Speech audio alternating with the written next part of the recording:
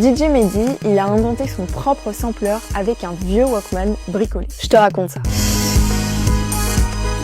On est dans les années 90 et les boîtes à rythme et les MPC coûtent une fortune. Alors, Mehdi va bidouiller. Il enregistre des sons sur cassette, les découpe et les rejoue. Et ce qui est fou, c'est que c'est exactement le principe du sampling. Tu prends un son existant, tu le découpes et tu le réarranges pour créer quelque chose de complètement neuf. Là où d'autres avaient des machines hors de prix, Mehdi, il avait son cerveau, ses oreilles et un tournevis. Pour comprendre son génie, tu peux par exemple écouter Pocket Piano.